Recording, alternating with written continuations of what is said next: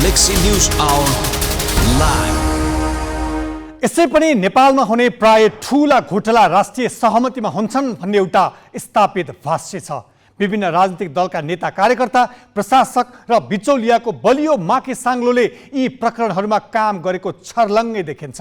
बरु राजनीतिमा आस्था र विचार नमिल्न सक्छन्, तर अपराध र भ्रष्टाचारमा उनीहरू यसरी मिल्छन् कि त्यो एकताको साङ्लो कसै गरी टुटाउन मुस्किल पर्छ। तिनीहरूको एकता र एक अर्काप्रति समर्पणका सामु देशका नियम कानुन र इमानदार राष्ट्र सेवकको कुनै जोर चल्न सक्दैन। भुटानी शरणार्थी प्रकरणमा देशका उपप्रधानमन्त्री, मन्त्री, तिनका सल्लाहकार, विभागीय सचिवदेखि पारिवारिक सदस्यसम्म मिलेर काम गरेका थिए। अझ भन्दा राज्यका पद र शक्तिमा रहेर उनीहरू गिरोह र बिचौलियाको खटनपटनमा चलेको देखिन्छ। यस्ता गिरोहले एक होइन अनेक वारदात घटाएका छन्।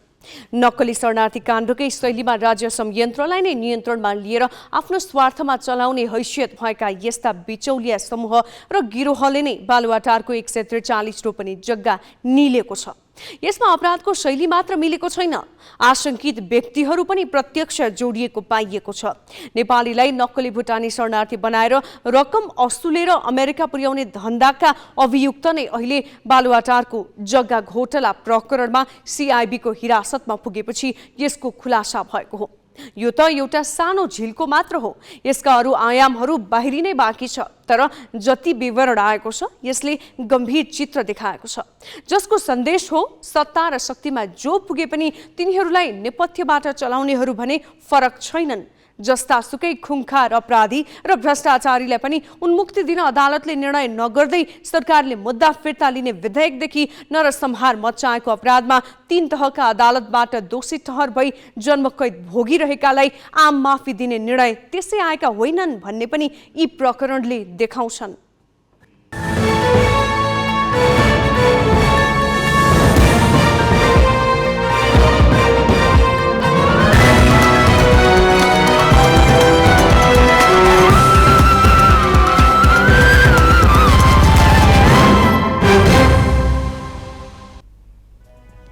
नमस्कार, यो हो गैलेक्सी न्यूज आवर। अब हेडलाइन्स।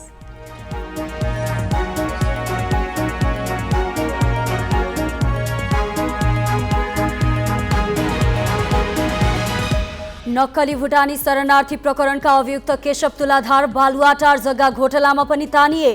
काठमाडौँ जिल्ला अदालतले धरोटीमा रिहा गर्ने आदेश दिए, लगत्तै CIB को नियन्त्रणमा।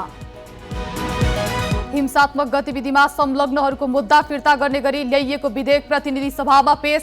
राज्यबाट अपराधलाई प्रोत्साहन गर्न खोजेको प्रतिपक्षको आरोप।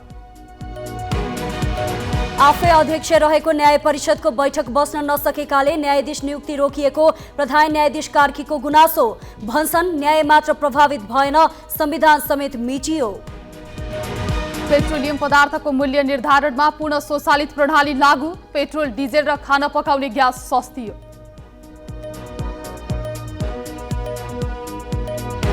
र दोस्रो अन्तर्राष्ट्रिय मैत्रीपूर्ण खेलमा आयोजक बङ्गलादेशलाई टाई ब्रेकरमा 4-2 हराउँदै नेपाल श्रृङ्खला जित्न सफल। वैकल्पिक गोलकिपर अञ्जना राणा मगरद्वारा 2 पेनाल्टी बचावट।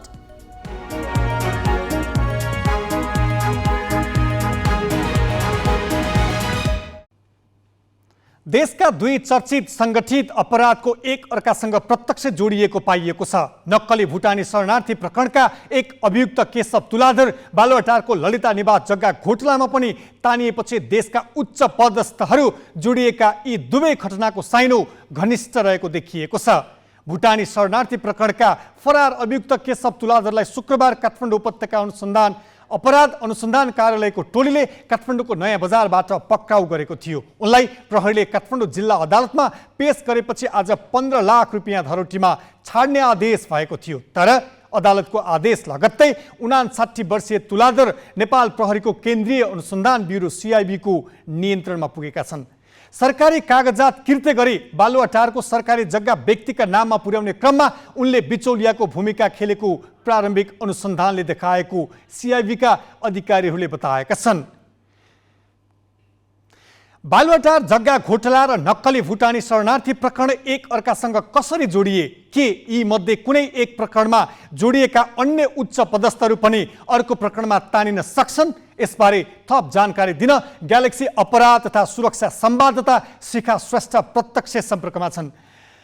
शिखा, शरणार्थी प्रकरणमा अभियुक्त केशव तुलाधर बालुवाटारको जग्गा प्रकरणमा पनि अनुसन्धान क्रममा तानिएका छन्। यसमा उनको संलग्नता के कस्तो देखिन्छ? हजुर नवराजी, आज नेपालीहरूको इतिहासमा चाहिँ दुईवटा ठुला प्रकरणमा एउटै व्यक्तिको संलग्नता देख्दाखेरि त्यो पनि बहुचर्चित, जहाँ ठुला व्यक्तिहरूको चाहिँ संलग्नता देखिएको छ। प्रहरी अनुसन्धानमा देशका उच्च पदस्थ अधिकारीहरू नै नेक्ससमा तानिएका छन्। यस प्रकरणमा केशव तुलाधरको हकमा चाहिँ नक्कली भुटानी शरणार्थी प्रकरणमा चाहिँ उनी मुछिएका थिए। त्यति बेला चाहिँ उनले पनि बिचौलियाको भूमिका निर्वाह गरेको प्रहरी अनुसन्धानबाट खुलेको थियो। नक्कली भुटानी शरणार्थी प्रकरणमा अनुसन्धान गरेको छ प्रहरीले भनेर थाहा पाए लगत्तै उनी चाहिँ भारततिर भागेको प्रहरीले चाहिँ भागेकोले चाहिँ उनलाई 30 जना विरुद्ध अभियुक्त बनाएर प्रतिवादी बनाएर काठमाडौँ जिल्ला अदालतमा मुद्दा पेश गर्दै गर्दा जिल्ला सरकारी वकिल कार्यालयले उसलाई चाहिँ फरार अभियुक्तको रूपमा पेश गरेको थियो।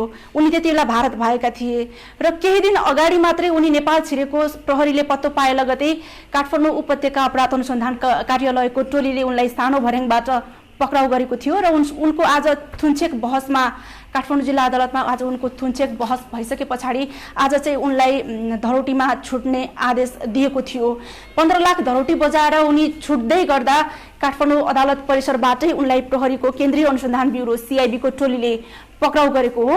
किनभने यो बहुचर्चित ललिता निवासको सरकारी जग्गा हडप्ने कर्ममा पनि यिनको संलग्नता देखिएपछि प्रहरीले यिनलाई अनुसन्धानको घेरामा नै लिएको थियो र प्रहरीको शङ्काको सुई पनि केशव तुलाधरतिर सोझिँदै थियो र आज उनी धरोटीमा छुट्दैछ भन्ने सुईको पाए लगतै CIB को टोली काठमाडौँ जिल्ला अदालतमा तैनात भएको थियो र त्यस लगतै उनी धरोटीबाट छुट्टे लगतै आज उनलाई प्रहरीको केन्द्रीय अनुसन्धान ब्युरो CIB को टोलीले अदालत परिसरबाटै उनलाई नियन्त्रणमा लिएको हो।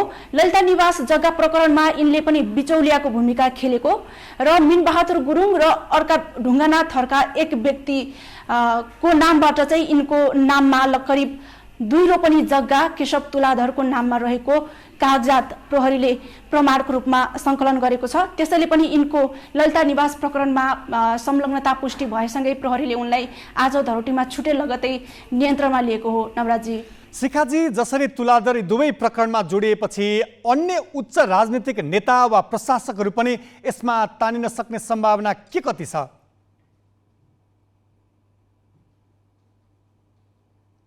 हामीले पहिले पनि हामीले समाचार लेख्दै आएको र आज पनि हामीले समाचार लेखिरहेका छौँ कि यस दुईवटा प्रकरणमा जो साना माछा भनिएका व्यक्तिहरू तानिए भनेर भन्दै गर्दाखेरि उच्च राजनीतिक व्यक्तित्वहरू, सरकारी उच्च अधिकारीहरू जस्तो नक्कली भुटानी शरणार्थी प्रकरणको नेक्ससमा तानिएका थिए।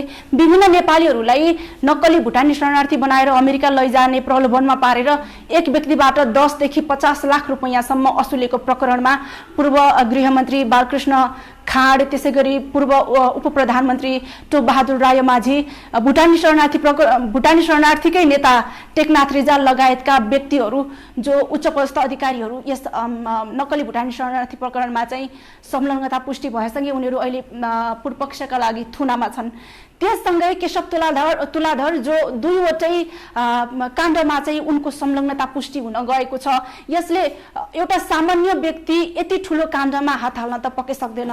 कोही न कोही राजनीतिक उच्च तहका व्यक्ति र उच्च पदस्थ अधिकारीहरूकै संरक्षणमा यी यस्ता व्यक्तिहरू सल्बलाउने गरेको हामीले अन्य भ्रष्टाचारका प्रकरणहरू, अन्य भ्रष्टाचारका अनुसन्धानहरूमा पनि प्रहरी अधिकारीहरूले अनुसन्धानबाट पत्ता लगाएको कुरा हो यो। त्यसैले यस प्रकरणमा पनि ललिता निवास प्रकरणमा पनि पूर्व प्रधानमन्त्रीहरू माधव कुमार नेपाल, बाबुराम भट्टराई लगायतका व्यक्तिहरूको नाम मुछिँदै गर्दा भलै अहिले प्रहरीले चाहिँ प्रत्यक्ष संलग्नता देखिएका र प्रमाण सङ्कलन भएका व्यक्तिहरूलाई नियन्त्रणमा लिने क्रम जारी राखेको छ। अहिलेसम्म यस ललिता निवास प्रकरणमा CIB को टोलीले CIB को हिरासतमा चाहिँ आजसम्म 18 जना तुलाधर सहित 18 जना व्यक्तिहरू सिआइबीको हिरासतमा छ र अन्य व्यक्तिहरूको खोजी कार्य जारी रहेको हामीलाई प्रहरीले जानकारी दिएको छ।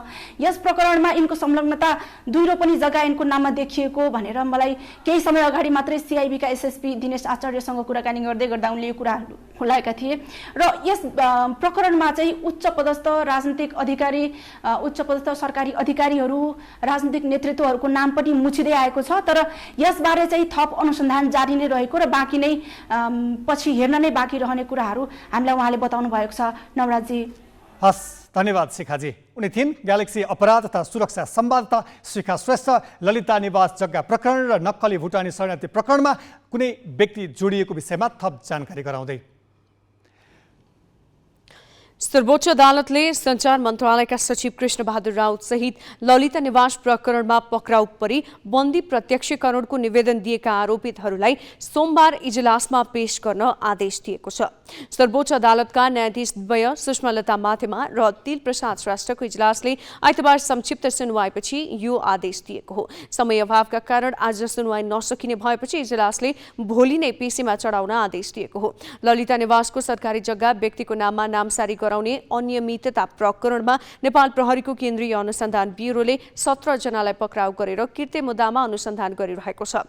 यस्तै सर्वोच्चकै अन्तरिम आदेशका कारण 17 जना आरोपीलाई प्रहरीले पक्राउ गर्न सकेको छैन। न्यायाधीश ईश्वर प्रसाद खतिवड़ाको इजलासले गत वर्ष जारी गरेको उक्त आदेशमा पनि सर्वोच्चले पुनः विचार गर्ने भनेको छ। यसैबीच काठमाडौँ जिल्ला अदालतले प्रकरणमा पक्राउ परेका 17 जनालाई 5 दिन हिरासतमा राख्न प्रहरीलाई अनुमति दिएको छ। अपराध र राजनीतिको साइनो कति घनिष्ठ छ भन्ने त बालुवाटार र शरणार्थी प्रकरणले देखाइसकेको छ। हाम्रा राजनीतिक दल र सरकारहरूलाई अपराध कति प्यारो छ भन्ने हेर्न आजको संसदतिर लागौं, जहाँ राजनीतिक आबद्धताकै आधारमा गम्भीर अपराधका मुद्दा फिर्ता लिन सक्ने प्रावधान सहितको केही नेपाल ऐन संशोधन विधेयक प्रतिनिधि सभामा पेश भएको छ। प्रतिनिधि सभाको आजको बैठकमा कानून न्याय तथा संसदीय मामिला मन्त्री धनराज गुरुङले उक्त विधेयक पेश गरेका हुन्। हिंसात्मक राजनीति छाडेर शान्तिपूर्ण राजनीतिमा आएकाहरू विरुद्ध राज्य पक्षले दर्ता गराएको मुद्दा जुनसुकै बेला फिर्ता लिन सक्ने गरी सरकारले संशोधन प्रस्ताव ल्याएको छ। विधेयकलाई लिएर राष्ट्रिय स्वतन्त्र पार्टी र राष्ट्रिय प्रजातन्त्र पार्टीका सांसदले विरोधको सूचना दर्ता गराए पनि उक्त सूचना सदनबाट अस्वीकृत भएको थियो। हिंसात्मक राजनीतिलाई कुनै पनि हालतमा लागेकाहरूलाई विभिन्न बहानामा उन्मुक्ति दिने कुरा न्यायालय र सिङ्गो लोकतन्त्रको उपहास भन्दै उनीहरूले विधेयक पेश गर्न नहुने बताएका थिए। यो हामीले राजनीतिको नाममा कसलाई बचाउन ल्याएको ऐन हो, यो विधेयक हो। यो इटा भट्टामा मान्छे जिउँदै पोल्ने मान्छेलाई बचाउन ल्याएको हो कि एम्बुलेन्सबाट मान्छे थुतेर मान्छे बचाउनलाई ल्याएको हो? यो एम्बुलेन्सबाट मान्छे थुतेर मान्छे मार्ने मान्छेलाई ल्याएको हो अथवा भाला रोपेर मान्छे मार्नेको मान्छेलाई बचाउनलाई ल्याएको हो? यो कसको लागि ल्याएको हो यो विधेयक? नेपालीको लागि ल्याएको त होइन। हामीले जनतालाई सेवा गर्छु भनेर नमस्कार ज्यू हजुर गरेर भोट माग्ने अनि यहाँ आएपछि जनतामाथि दमन गर्ने मालिक बन्न खोज्ने यो विधेयक ल्याएर हामीले कस्तो राजनीतिक चरित्र परिकल्पना गरिरहेछौँ? जस्तो सुकै अपराधलाई पनि राजनीतिको नाम दिएर कुकर्म र अपराधलाई प्रशय र संरक्षण दिन पाइँदैन। अपराधलाई पखाल्ने यो गङ्गाजल यो सदन होइन। राज्यले कानुन कमजोर बनाउने अनि राजनीतिक आस्था राखे भन्दैमा अदालतमा चलिरहेका अपराधीहरूलाई पनि छोड्ने अनि तपाईँको राजनीतिक आस्थाका आधारमा मान्छे मार्न यदि थालनी गर्ने हो भने यो देशमा भोलि कोही जीवित रहन्छ? यस्तो पनि विधेयक ल्याउन पाइन्छ? यो विधेयकले त अहिले हामी प्रतिपक्षमा छौँ यसको मतलब यो होइन कि हामीले यो विधेयक प्रतिपक्षमा भएका कारणले विरोध गरेका होइनौँ। यो विधेयक जो ल्याइएको छ त्यसका प्रत्येक दफा पढ्नुहोस्। म प्रत्येक दफा पढ्दाखेरि यहाँ के महसुस हुन्छ भने कुनै पनि कुरा उल्लेख गरिए तापनि, कुनै पनि मान्छेले मान्छे मारे तापनि, हत्या गरे तापनि, बम पट्काए पनि, घर आगजनी गरे पनि र चल्दै गरेका बसहरू जलाए पनि त्यो व्यक्तिले म राजनीतिक दलको मान्छे हो, म चाहिँ वार्तामा आउन चाहन्छु, मेरा सबै मुद्दा फिर्ता लग भनेपछि फिर्ता लिने हो भने भोलि यो देशमा विद्रोही समूह जन्मिँदैन भन्ने केही ग्यारेन्टी छ? अब केही न्युज संक्षेपमा।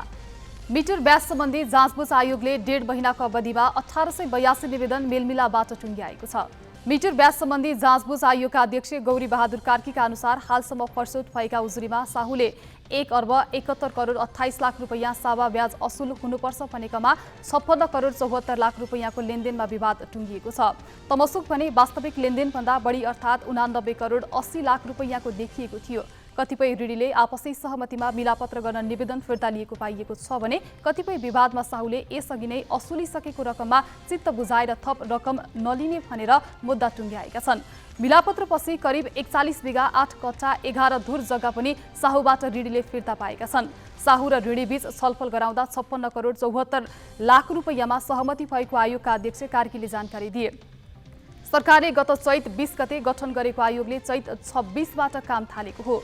आयोगमा करिब 24,000 निवेदन दर्ता भएका छन्। आयोगले दुवै पक्षलाई सकेसम्म मिलापत्रबाट विवाद टुङ्ग्याउन भनेको छ। मिलापत्र नभए कानुनी कारबाहीमा जाने आयोगको चेतावनी छ। विशेष अदालत स्थापनाको 21 वर्षपछि बल्ल नियमावली बन्ने निश्चित भएको छ। विशेष अदालत ऐन अनुसार भ्रष्टाचार र सम्पत्ति शुद्धिकरणको मुद्दा हेर्न विशेष अदालत गठन भए पनि नियमावली बनेको थिएन। नियमावली नै नभएर काम गर्न समस्या भएपछि सर्वोच्च अदालतको पूर्ण बैठकले नियमावलीको मस्यौदा गरेको थियो। वार्षिक प्रगति विवरण सार्वजनिक गर्ने क्रममा अदालतका रजिस्ट्रार अशोक कुमार छेत्रीले नियमावलीको काम अन्तिम चरणमा पुगेको र केही दिनमा राजपत्रमा प्रकाशित हुने बताए। नियमावली आएपछि विशेष अदालतले विशेषज्ञको सेवा लिनेदेखि धेरै काम गर्न सहज हुने उनको भनाइ थियो। यस्तै विशेष अदालतका अध्यक्ष श्रीकान्त पौडेलले अदालतमा विचाराधीन विषयमा लेख्दा ख्याल गरिदिन सञ्चारकर्मीलाई आग्रह गरे। विशेष अदालतले यस वर्ष 270 मुद्दा फर्स्यौट गरेको छ। अघिल्ला वर्षबाट जिम्मेवारी सरेका र चालु आर्थिक वर्षमा दर्ता भएका गरी जम्मा 629 मुद्दा रहेकोमा 270 मुद्दा फर्स्यौट भएको हो। यो वर्ष लक्ष्यको 46% मुद्दा फर्स्यौट हुँदा अब 359 मुद्दाको लगत नयाँ आर्थिक वर्षमा सर्ने रजिस्ट्रार छेत्रीले बताए।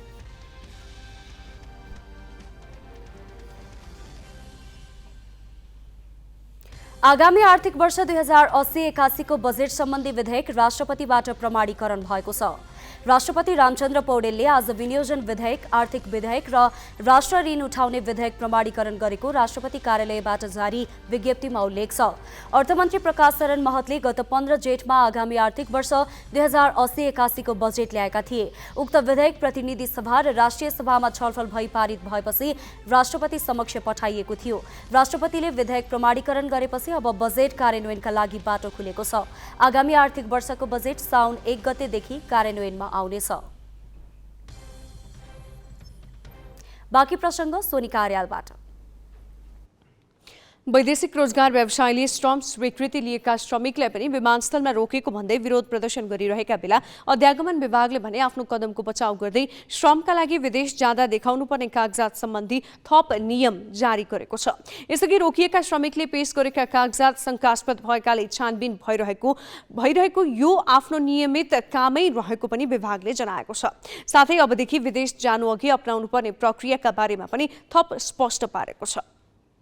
विगत केही दिनदेखि वैदेशिक रोजगार विभागबाट श्रम स्वीकृति लिए कुवेत जान लागेका नेपाली श्रमिकले पेश गरेका कागजातहरू शंकास्पद देखिएको जनाउँदै त्रिभुवन विमानस्थल स्थित अध्यागमन कार्यालयले उनीहरूलाई त्यसै फर्काइदियो।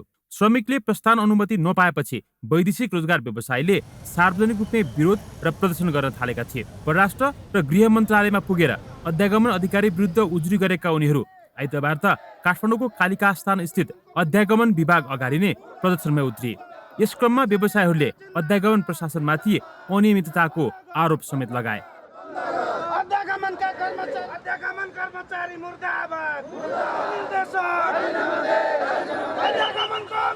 तर अध्यागमन विभागले भने केही समयता वैदेशिक रोजगारीमा पठाइने श्रमिकले पेश गरिरहेका कागजात शंकास्पद देखिएको र त्यसमा रोजगार व्यवसायीको भूमिका समेत विवादास्पद रहेको देखिएपछि प्रस्थान अनुमति नदिएको प्रश्न पारेको छ। कागजात शंकास्पद देखिए प्रस्थान अनुमति नदिने अध्यागमन अधिकृतको अधिकार नै भएको पनि विभागको जिकिर छ। नेपालबाट बाहिर प्रस्थान गर्ने र नेपालभित्र प्रवेश गर्ने जुनसुकै यात्रुको आगमन तथा प्रस्थान अनुमति लिने सन्दर्भमा पेश गरिएका कागजातको आधिकारिकता जाँच गरी आगमन तथा प्रस्थान अनुमति दिने वा नदिने निर्णय गर्ने अधिकार अध्यागमन अधिकृतमा निहित रहने विभागको भनाइ छ। पछिल्लो केही दिन यता कुवेत जान लागेका श्रमिकहरूले पेश गरेका कागजातको प्रारम्भिक छानबिन गर्दा उनीहरूको भिसा सम्बन्धित देशको आधिकारिक वेबसाइटमा नखुलेको, भिसाको अवस्था अनुमतिको प्रतीक्षाकै चरणमा रहेको देखिएको र त्यसले दुविधा उत्पन्न भएको विभागले विज्ञप्ति मार्फत जनाएको छ। भिसामा उल्लेख भएका रोजगारदाताको नाम र श्रम स्वीकृति तथा सम्झौता पत्रमा उल्लेख रोजगारदाताको नाम फरक रहेको लगायतका विषयमा पनि छानबिन गर्न समिति गठन भई कार्य प्रारम्भ भइसकेको विभागले जानकारी दिएको छ। छानबिन सकिएर अर्को निर्णय नहुँदासम्मका लागि वैदेशिक रोजगारमा जाने श्रमिकका हकमा विभागले केही नयाँ शर्त र प्रक्रिया तय गरेको छ। जस अनुसार अंग्रेजी बाहेक अन्य भाषामा भएका भिसा अनिवार्य रूपमा अंग्रेजी भाषामा अनुवाद गरी नोटरी समेत गरी पेश गर्नुपर्नेछ। भिसामा उल्लेख भएको रोजगारदाताको नाम र श्रम स्वीकृति एवं सम्झौता पत्रमा उल्लेख भएको रोजगारदाताको नाम र पेशा एउटै हुनुपर्नेछ। प्यारेन्ट वा होल्डिङ कम्पनी अन्तर्गतको संस्थासँग सम्झौता गरी श्रम स्वीकृति लिएको भए प्यारेन्ट कम्पनीले आफू मातहतको हो भनी लेखेको आधिकारिक पत्र पेश गर्नुपर्नेछ। कुवेत जाने श्रमिकको ई भिसाका सम्बन्धमा सम्बन्धित म्यानपावर कम्पनीले सम्पूर्ण जिम्मेवारी लिई प्रतिबद्धता पत्र पेश गर्नुपर्नेछ। श्रम स्वीकृति एवं अन्य आवश्यक आधिकारिक कागजात लिई अध्यागमन कार्यालयमा आगमन तथा प्रस्थानका लागि आउने यात्रुलाई नियमित एवं पूर्ववत रूपमा आगमन तथा प्रस्थान अनुमति दिने कार्य भइरहेको पनि विभागले जनाएको छ। आफ्नो मुख्य उद्देश्य सुरक्षित आगमन एवं प्रस्थानलाई व्यवस्थित गर्ने भएको र कोही कसैलाई दुःख दिने नियत नभएको विभागले जिकिर गरेको छ। यसैबीच वैदेशिक रोजगारीमा जाने श्रमिकले शास्ति पाएको भन्दै सदनमा पनि आवाज उठेको छ। प्रतिनिधि सभाको आजको बैठकमा सांसद रमा कोइराला पौडेलले अध्यागमनले फर्काउँदा वैदेशिक रोजगारीमा जाने श्रमिक मर्कामा परेको भन्दै व्यवस्थित बनाउन सरकारको ध्यानाकर्षण गराएकी हुन्। दिनदेखि वैदेशिक रोजगार जाने श्रमिकहरू अत्यन्तै मार्कामा परेको देखिएको छ। वैदेशिक रोजगार विभागले स्वीकृति दिएर वैदेशिक रोजगारको लागि जानुहुन्छ, अध्यागमनले फिर्काउने काम गरिरहेको छ। विशेष गरेर घरेलु कामको लागि खाडी मुलुक जाने श्रमिकहरू अत्यन्तै मारमा परेका छन्। यदि हामीले नपठाउने हो भने त्यसलाई रोक्नुपर्छ, पठाउने हो भने व्यवस्थित गरेर पठाउनुपर्छ भन्ने म सभामुखज्यू मार्फत आग्रह गर्न चाहन्छु। व्यवस्थित गर्दाखेरि आइएलओ अभिसन्धि घरेलु कामदारहरू सम्बन्धी आइएलओ अभिसन्धि 189 लाई तुरुन्त सरकारले अनुमोदन गरोस् र व्यवस्थित र सुरक्षित रूपमा सरकारले कामदारहरू पठाओस्। त्यसै गरी मेरो पार्टीको महामन्त्रीज्यूले भनिसक्नुभयो यो वर्ष वेतन बढाउने वर्ष हो र भोलिदेखि साउन 1 गते लाग्दैछ। श्रमिकहरूले जुन वेतन पाएका छन् त्यो नेपाली श्रमिकहरूलाई खान पुग्दैन। त्यसैले भोलिदेखि नै लागू हुने गरी वेतन बोर्डले आफ्नो बैठक बोलाएर यो पारिश्रमिक बढाउने काम गरोस् भन्ने म आग्रह गर्न चाहन्छु। नेपाली कांग्रेसका महामन्त्री तथा सांसद विश्वप्रकाश शर्माले सहकारी समस्या समाधान गर्न शक्तिशाली नियमनकारी निकायको व्यवस्था गर्न सरकारको ध्यानाकर्षण गराएका छन्। प्रतिनिधि सभाको आइतबारको बैठकमा आकस्मिक समयमा सांसद शर्माले केही सहकारीको कमजोरीले अन्य सहकारी पनि आलोचित हुनु परेको भन्दै सरकारको ध्यानाकर्षण गराएका हुन्। सांसद शर्माले आन्दोलनमा रहेका सहकारी कर्मीसँग संवाद गरेर माग पूरा गर्न र आन्दोलनमा हस्तक्षेप नगर्न पनि सरकारलाई आग्रह गरे। यसअघि सरकारले राष्ट्रिय योजना आयोगका सदस्य जयकान्त राउतको नेतृत्वमा बनाएको कार्यदलले पनि सहकारी क्षेत्रको नियमन गर्ने संस्थालाई बलियो बनाउन सुझाव दिएको थियो।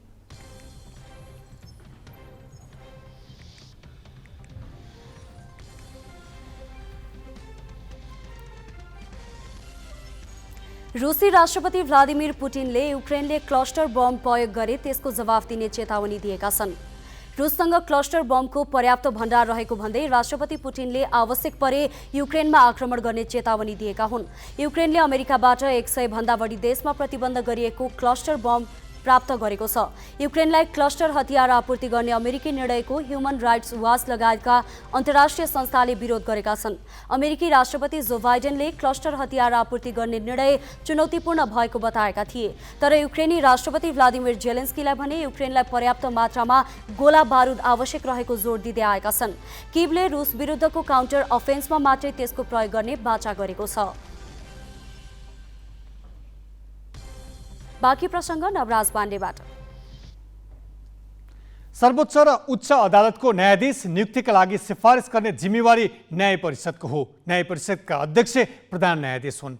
उनले चाहेका बखत न्याय परिषदको बैठक बस्न सक्छ। तर प्रधान न्यायाधीश हरिकृष्ण कार्की भने न्याय परिषदको बैठक बस्न नसकेको कारण समयमा न्यायाधीश नियुक्ति गर्न नसकिएको र यही कारण अदालतको कार्य सम्पादन नै प्रभावित भइरहेको भन्दै लाचार्य प्रस्तुत गरिरहेका छन्।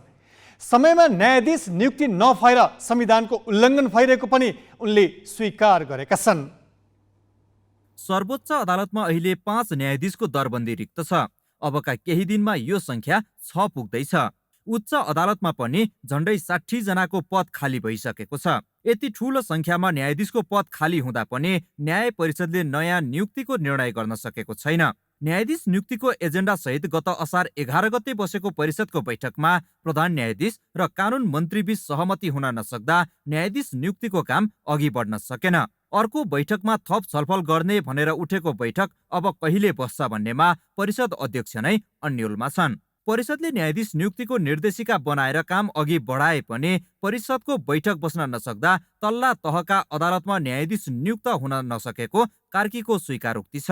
हामीले एउटा निर्देशिका त अब जारी गरिसक्यौँ, त्यो पनि अब एउटा मापदण्ड बिनाको न्यायाधीश नियुक्तिले चाहिँ धेरै ठुलो समस्या चाहिँ उत्पन्न भयो र मान्छेहरू चाहिँ मतलब के भने लाइक र डिसलाइकमा चाहिँ पर्ने स्थिति मात्रै चाहिँ भयो। तिनीहरूको कुनै चाहिँ मतलब के भने वस्तुनिष्ठता चाहिँ कुनै नदेखिने भयो, कुनै नहुने भयो।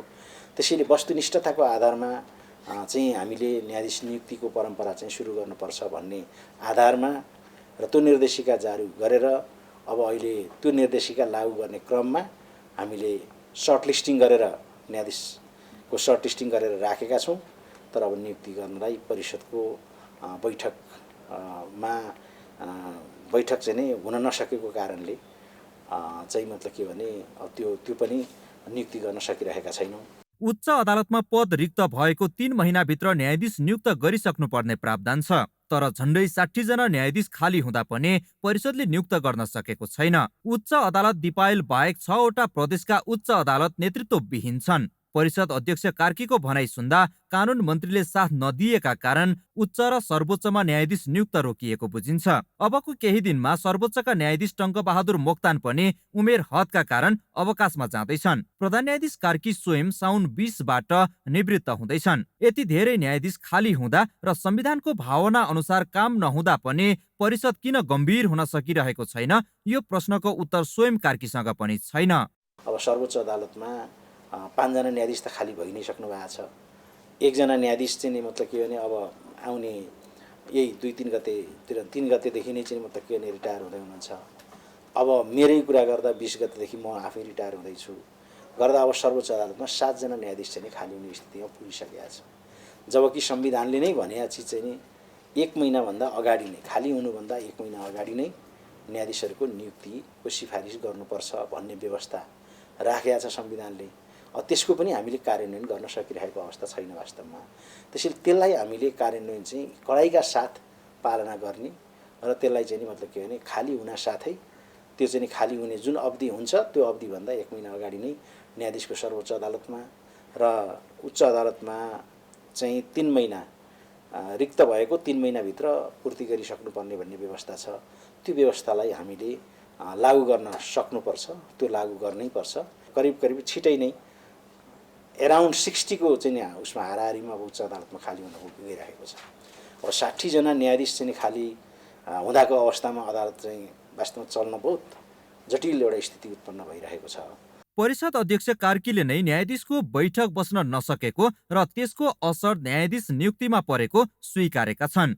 5 सदस्यीय न्याय परिषदमा प्रधान न्यायाधीशका अलावा कानून मन्त्री, सर्वोच्च अदालतका वरिष्ठतम न्यायाधीश र 2 जना विज्ञ कानून व्यवसायी सदस्य हुन्छन्। कानून मन्त्रीले राजनीतिक स्वार्थ र दाउ हेरेर परिषद बैठकको उपेक्षा गरेका हुन् भने त्यो कुरा कार्कीले समयमै सार्वजनिक गर्नुपर्छ। होइन भने 1 जना सदस्यका कारण 5 सदस्यीय यो संवैधानिक संरचना निष्क्रिय भयो भन्ने तर्क युक्तिसङ्गत देखिँदैन। यसको खास जिम्मेवार पदाधिकारी प्रधान न्यायाधीश नै हुन्। उनी नै जवाफदेही बन्नुपर्छ।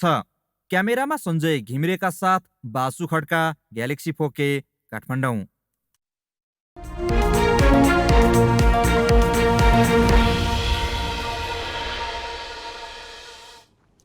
नेपाल आयल निगमले आजदेखि पेट्रोलियम पदार्थको मूल्य निर्धारणमा पूर्णतः स्वचालित प्रणाली लागू गरेको छ। आयल निगमको सञ्चालक समितिले आइतबार मध्यरातीबाट लागू हुने गरी स्वचालित मूल्य प्रणाली लागू गर्ने निर्णय गरेको हो। यस प्रणाली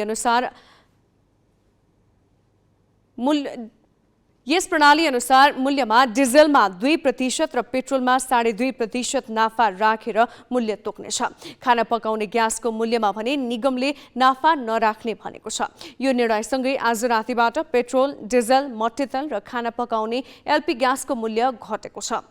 पेट्रोल लिटरमा 6 रुपैयाँ तथा डिजेल र मट्टीतेलमा 4 रुपैयाँ घटेको छ। ग्यास प्रति सिलिन्डर 10 रुपैयाँले सस्तिएको छ। नयाँ मूल्य अनुसार काठमाडौँमा पेट्रोल प्रति लिटर 164 रुपैयाँमा पाइनेछ भने डिजल र मट्टीतेलका लागि 146 रुपैयाँ तिर्नुपर्नेछ। खाना पकाउने ग्यासको मूल्य 1 सिलिन्डरको 1800 रुपैयाँबाट घटेर 1790 रुपैयाँ कायम भएको छ। जडीबुटीमा आधारित उत्पादन बिक्री वितरण गर्दै आएको नेचर हब्स इन्टरनेसनलले दाङको घोराहीमा बिक्री केन्द्र सञ्चालनमा ल्याएको छ। उपभोक्ताको बढ्दो माग र बजारको सम्भाव्यता बढ्दै गएपछि दाङको घोराहीमा नयाँ बिक्री केन्द्र स्थापना गरिएको हो।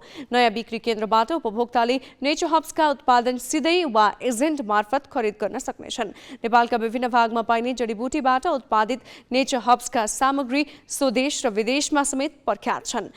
नेचर हब्सका कस्मेटिक लगायत औषधिजन्य 31 भन्दा बढी सामग्री दक्षिण एसियाका धेरै मुलुकमा निर्यात समेत हुँदै आएको छ।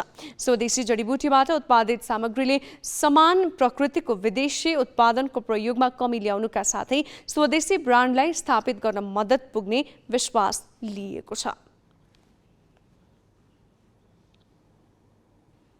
शनिबार सुदूरपश्चिम प्रदेश सभाको दोस्रो अधिवेशनको 20औं बैठकले राति अबेर 10 बजे आगामी आर्थिक वर्षको लागि बजेट पारित गर्यो।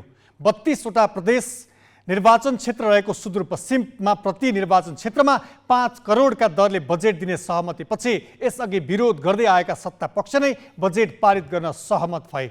बजेट जनमुखी नभएको, उत्पादन र रोजगारीको क्षेत्रलाई छुन नसकेको भन्दै चर्को विरोध गर्दै आएका प्रदेशसभा सदस्यहरू सांसद क्षेत्र विकास कोषमा रकम थप्ने सहमतिपछि भने चुपचाप रहे।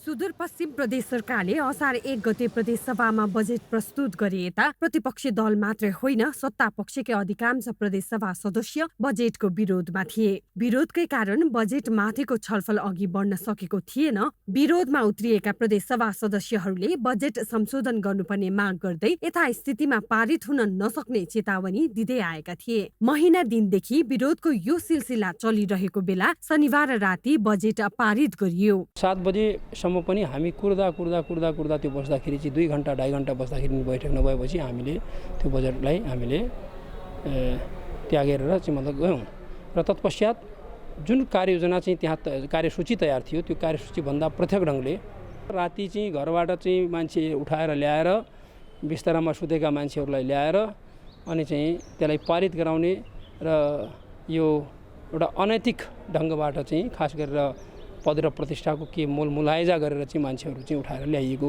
स्थिति हामी देखिरहेका छौँ। यस बीचमा बजेटमाथि सहमति जुटाउन सरकारले प्रयत्न नगरेको पनि होइन, तर समानुपातिक रूपमा बजेटको बाँडफाँड नभएको भन्दै विरोधमा उत्रिएका प्रदेशसभा सदस्यहरूको चित्त बुझाउन सरकारलाई हम्मे थियो। जसरी पनि बजेट पारित गर्ने रणनीतिमा रहेको सरकारले शनिबार अन्तिम अस्त्रका रूपमा प्रदेशका सांसदलाई आफ्नो क्षेत्रको विकासका लागि छुट्याइएको 3 करोडबाट 5 करोड पुर्याउने सहमति गर्यो। यसबाट हौसिएका प्रदेश सभा सदस्य बजेट पारित गर्न राजी भए। संसद विकासको कोषमा पूर्वाधार कोषमा 2 करोड थप्ने कुरा हाम्रा बीचमा छलफलको विषय पनि थियो र राजनीतिक रूपमा त्यो लगायत धेरै कुराहरू सहमतिका साथ अगाडि बढ्नुपर्छ भन्ने सन्दर्भमा मान्य सांसदहरूका विभिन्न आफ्नो निर्वाचन क्षेत्रमा चुनाव लड्दै गर्दा विभिन्न आश्वासन अथवा जनताका कामहरू यो गर्छु भनेर भरोसा दिलाएको कुराहरू हुन्छ। त्यसकारणले समग्र रूपमा बजेटभित्र त्यसले स्थान नपाउँदा मान्य सांसदहरूले आफ्ना कार्यक्रमहरू, आफ्ना योजनाहरू, आफ्ना मागहरूका बारेमा हाउसभित्र सत्तापक्ष भए पनि बोल्नु पर्छ, कुरा राख्नुपर्छ भन्ने मान्यताको मान्छे म पनि हुँ। शनिबार 7 बजेसम्म पनि बैठक सञ्चालन हुन नसकेपछि प्रमुख प्रतिपक्षी दल नेकपा एमाले एक प्रदेशसभा सदस्य रहेको राप्रपा र एकजना स्वतन्त्र प्रदेशसभा सदस्य हलबाट बाहिरिएका थिए। प्रतिपक्ष बिना बैठक सञ्चालन हुन नसक्ने अवस्था सृजना भएपछि एक सदस्य रहेको राप्रपाका खिमादेवी विष्टलाई प्रदेशसभामा सहभागी गराई बजेट पारित गरिएको हो। यता बैठकमा अनुपस्थित भएर प्रतिपक्षी दलले गैर जिम्मेवार व्यवहार देखाएको सत्तापक्षको आरोप छ। उहाँहरूले आफैले एउटा प्रस्ताव दर्ता गर्नुभएको छ र प्रस्तावमा छलफल गर्ने बेला उहाँहरू सदन छोडेर जानुभएको छ। संसदीय परम्परामा यो कुरालाई राम्रो सङ्केत मानिँदैन। आफैले प्रस्ताव दर्ता गरेको कुरामा त्यो प्रस्ताव प्रस्तुत गर्ने मान्छे पनि नराखेर उहाँहरू बाहिर जाने कुरा यो संसदीय गरिमा र मर्यादा र नैतिकताको प्रश्नभित्र आउँछ कि आउँदैन? निजीगत स्वार्थका लागि बजेटमा सहमति जुटाउने सिलसिलाले प्रदेशको समग्र आर्थिक विकासमा नकारात्मक असर पुर्याउने विश्लेषकको बुझाइ छ। यसमा मलाई के लाग्दछ भने प्रदेश सरकारले जुन बजेटको छलफल गरेर पारित गराउने क्रममा माननीयज्यूहरूलाई जो 5 करोड को एलोकेट गर्ने डिस्ट्रिब्युट गर्ने भन्ने कुरा भएको छ। यसबाट चिन्ता के हो भने विगत पनि केन्द्रीय सरकारहरूले र प्रदेश सरकारहरूका माननीयज्यूहरूले जो बजेट खर्च गर्नुभएको थियो त्यो बजेट सानातिना मन्दिर बनाउने कुरामा, सानातिना कुलोमा बनाउने कुरा, सानातिना स्कुलका कतिपय कुराहरूमा अनुदान दिने कुराहरूमा, कतिपय सानातिना कामहरूमा त्यो कनिका छडे जस्तो बजेट डिस्ट्रिब्युट गर्नेमा यो माननीयज्यूहरूको त्यो बजेट त्यसरी एलोकेट भएको छ। उहाँहरूको आफ्ना निम्ति त यो एक प्रकारले ठिकै पनि होला, तर पनि के हो भने प्रदेश सरकार भने आफैमा पनि बढी क्यापिटल एक्सपेन्डिचर गरेर वर्तमानमा का समस्याहरूलाई समाधान गर्ने सिलसिलामा भविष्यमा आउने कुनै पनि खतरा सङ्घर्ष उहाँहरूले चाहिँ के अरे सम्झौता नगरिकन आर्थिक विकासमा टेवा दिने कामहरू गर्नु पर्थ्यो। 53 सदस्य रहेको प्रदेशसभामा बजेटको पक्षमा 39 र विपक्षमा राप्रपाको एक मत परेको थियो।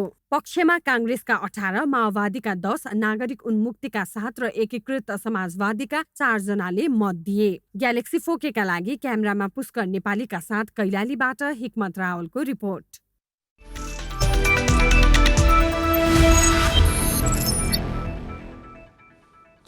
दोस्रो अन्तर्राष्ट्रिय मैत्रीपूर्ण खेलमा आयोजक बङ्गलादेश टाइब्रेकरमा 4-2 हराउँदै नेपालले 2 खेलको श्रृङ्खला जितेको छ।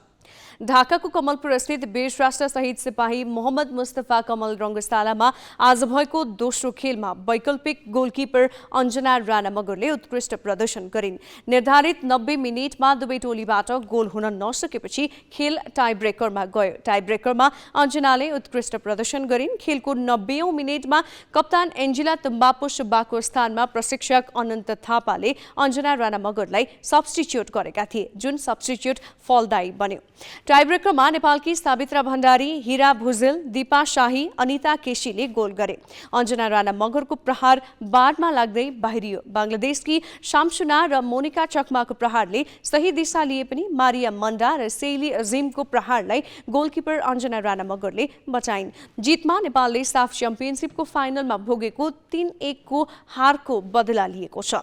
यसअघिको पहिलो खेल भने 1-1 गोलको बराबरीमा सकिएको थियो। अब नेपाली टोली स्वदेश फर्किए लगतै बालगोपाल महर्जनको प्रशिक्षणमा एसियन गेम्सको तयारीमा जुट्नेछ। नेपाल भलिबल संघले खेलाडी हरिहजुर थापालाई राष्ट्रिय पुरुष टिमको कप्तानको जिम्मेवारीबाट हटाएको छ। 7औं प्रधानमन्त्री कप महिला तथा पुरुष एनभिए राष्ट्रिय भलिबल क्लब लिगमा दर्शकमाथि हातपात गरेका हरिलाई संघको कार्य सम्पादन समितिले कारबाही गरेको हो। लिगमा गण्डकी प्रदेश विरुद्ध खेल भइरहँदा त्रिभुवन आर्मीका खेलाडीहरूले दर्शकमाथि हातपात गरेका थिए।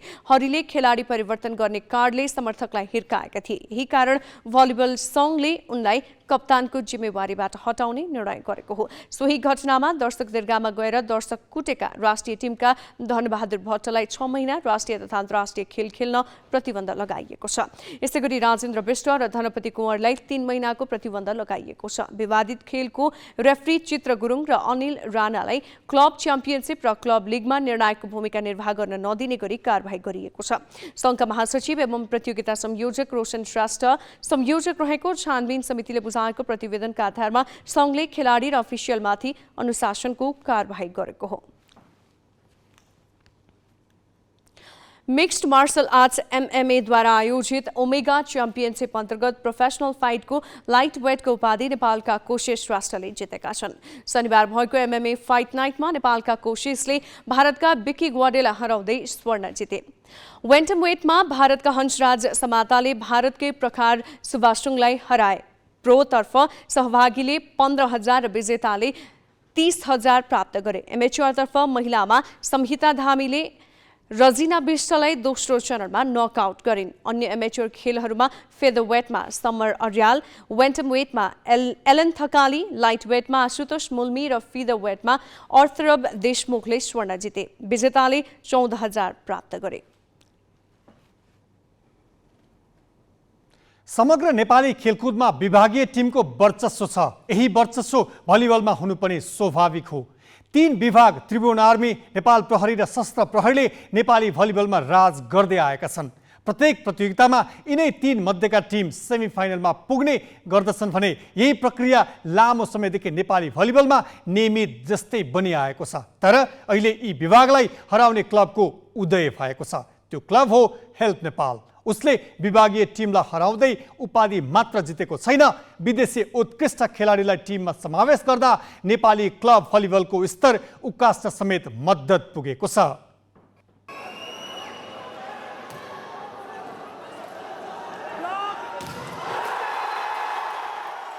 विभागका टिम बलियो हुनुको कारण उनीहरूको दैनिक प्रशिक्षण र सेवा सुविधा हो, जसको कारण विभागीय टिमका खेलाडीहरूले नै राष्ट्रिय टिम पनि फरिने गरेको छ। राष्ट्रिय प्रतियोगिता र घरेलु अन्य प्रतियोगितामा महिला र पुरुष दुवैतर्फ विभागीय टिम नै हाबी हुन्छन्। केही समय अगाडि गण्डकी भलिबलमा अब्बल थियो, तर अहिले यो टिम कुनै पनि प्रतियोगिताको दावेदार हुन सकिएको छैन।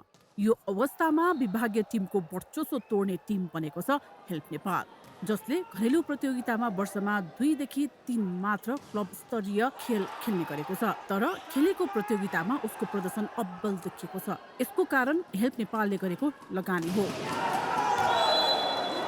उसले विशेष गरी उत्कृष्ट विदेशी खेलाडीलाई अनुबन्ध गरेको छ, जसले प्रतियोगितामा प्रतिस्पर्धा त बढाएको छ नै, विभाग बाहिरका खेलाडीलाई पनि अवसर मिलेको छ। अब हामी त विभागीय होइनौँ होइन, अब हामीले पनि एउटा काम गर्ने अवसर पाइरहेछौँ। अनि जो विभागमा आबद्ध हुनुहुन्न उहाँहरूले पनि आफ्नो गेम देखाउने अपर्च्युनिटी पाइरहनु भएको छ। अनि विभागीय टिमले पनि अब हाम्रो विदेशी खेलाडीहरूसँग सिक्ने मौका पाइरहेको छ। यो सबैलाई एउटा फाइदाको कुरा हो, राम्रो कुरा हो। मोटिभेसन मिलिरहेछ। अब गर्ल्स टिममा पनि अब बाहिर भएको गेममा चाहिँ कति विदेशी प्लेयरहरू ल्याएको सुन्नमा आएको छ है, उहाँले ल्याउनु पनि भयो हो। सबैलाई मोटिभेसन, कसैले बाहिर कति प्लेयरले पनि अब म चाहिँ अर्कोचोटि चाहिँ विदेशी प्लेयर ल्याउँछु है पनि भनिरहनु भएको छ। सबैलाई मोटिभेसन भएको त्यो सबैले विदेशी प्लेयरहरू ल्याउनु भयो भने चाहिँ बल्ल कम्पिटिसन देखिन्छ, अलि राम्रो हुन्छ। नेपालको लोकल प्लेयरहरूले पनि खेल्न पाउँछन् है, सबैलाई अपर्च्युनिटी हो एउटा। हेल्प नेपाललाई पछ्याउँदै अन्य टिमले पनि विदेशी खेलाडी अनुबन्ध गर्ने सुरुवात गरेको छ। 3 विभाग बीच रुमलिएको भलिबलको स्तर बढेको छ। विदेशी खेलाडीसँग खेल्दा क्लब स्तरीय प्रतियोगितामा नै नेपाली खेलाडीले राम्रो एक्सपोजर पाएका छन्। हेल्प नेपालले आफ्नो खेलाडीलाई दिएको सुविधाको कारण अन्य क्लबहरूलाई पनि दबाव परेको छ। विभागीय टिमले पनि थप मेहनत गर्नु परेको छ। जस्तो कहिले इन्डियन ल्याउनुहुन्छ, कहिले पाकिस्तानी ल्याउनुहुन्छ। उहाँहरू भनेको पाकिस्तानबाट नेतृत्व गर्ने, उहाँहरू भनेको एकदम धेरै ठुलो स्तरको खेलाडी हुनुहुन्छ। उहाँहरूसँग हामी 3 जना जुन आएर खेल्नुहुन्छ, हामी उहाँहरूसँग खेल्दाखेरि धेरै कुराहरू सिक्ने अवसर पाउँछौँ। अनि हाम्रो स्तर पनि चेक हुन्छ। किन भन्दा उहाँको नेसनल टिमको 3 जनासँग खेल्दाखेरि हाम्रो क्लबले पनि टप फाइट गरियो भने भोलि नेपालबाट ऊभन्दा सानो देशसँग खेल्दा, जस्तो पाकिस्तानसँगै खेल्दा सधैँभरि अब आम्ने सामने भएर खेल्दाखेरि हामीलाई खेल्न पनि इजी हुन्छ खेलाडीहरूलाई। मलाई लाग्छ खेलकुद विकासमा जस्तो अहिले अब अवस्था टन्न पैसा भएर विदेशी देशको क्लबहरू ल्याएर खेलाउन सक्ने स्थिति छैन। त्यसमा चाहिँ जुन हेल्प नेपालले यो योगदान दिनुभएको हो, मेरो व्यक्तिगत तर्फबाट पनि मैले धन्यवाद दिन चाहन्छु। यसपटक सम्पन्न NBA क्लब लिग कपमा 3वटै विभागलाई हेल्प नेपालले हरायो। अपराजित रहँदै प्रतियोगिताको उपाधि पनि उचाल्यो। त्यसरी नयाँ च्याम्पियनको रूपमा हेल्प नेपालले घरेलु प्रतियोगितामा आफ्नो पहिचान बनाउन सुरु गरेको छ। नेपाली भलिबललाई योगदान दिन अन्तर्राष्ट्रिय स्तरमा क्लब स्तरीय पहिचानको लागि यो क्लब स्थापना गरिएको महासचिव अरुण श्रेष्ठ बताउँछन्। हामीले जुन खेलेको भूमिका यो भलिबलको विकास र विस्तारको निम्ति गरेका क्रियाकलापहरूबाट चाहिँ केही नतिजाहरू पनि प्राप्त भएको चाहिँ हामीले अनुभूति गरेका छौँ। हाम्रो सोच चाहिँ एक्सपोजरै हो, किनभने अब यो नेपालको नेसनल टिमले भनौँ अब महिला पुरुष सब दुवैले नेपालभन्दा बाहिर गएर चाहिँ त्यस्तो किसिमको प्रतियोगिताहरू एउटा एक्सपोजरको लागि फ्रेन्डली म्याचै खेल्न जानु पर्यो भने पनि 25-50 लाख रुपियाँ खर्च हुन्छ होइन। त्यो किसिमको चाहिँ अब व्यवस्था चाहिँ हामीले देशभित्रै एउटा क्लबले गरिरहेको छ होइन, एउटा भलिबललाई माया गर्ने एउटा क्लबले गरिरहेको छ भनेपछि त यसले त पक्कै पनि नेपालको भलिबललाई त अब अगाडि बढाउनको लागि त केही न केही त यसले त सहयोग त पुऱ्याएकै छ। शानदार प्रदर्शनसहित उपाधि जितेको हेल्प नेपाल काबा क्लब लिग च्याम्पियनसिपका लागि समेत छनौट भएको छ, जहाँ 16 राष्ट्रका क्लब लिग च्याम्पियनले प्रतिस्पर्धा गर्नेछन्। यसरी विभागीय टिमको दबदबा तोड्दै क्लबको रूपमा हेल्प नेपालको उदय भएको छ।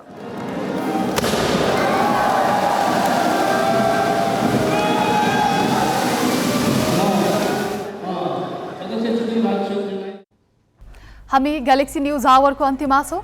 जाँदा जाँदै हेडलाइन्स।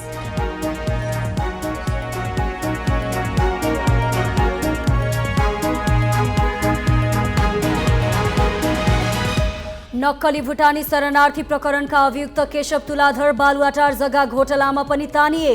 काठमाडौँ जिल्ला अदालतले धरौटीमा रिहा गर्न आदेश दिए, लगतै सीआईबीको नियन्त्रणमा। हिंसात्मक गतिविधिमा संलग्नहरूको मुद्दा फिर्ता गर्ने गरी ल्याइएको विधेयक प्रतिनिधि सभामा पेश। राज्यबाटै अपराधलाई प्रोत्साहन गर्न खोजेको प्रतिपक्षको आरोप।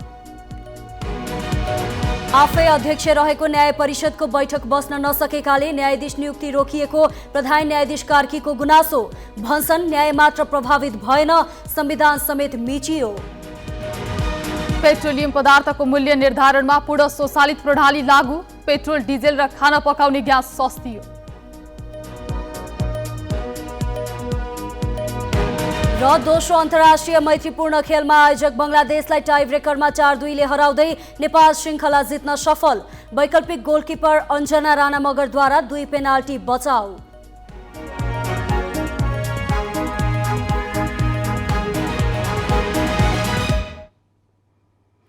आजलाई ग्यालेक्सी न्यूज आवर सकियो। नमस्ते।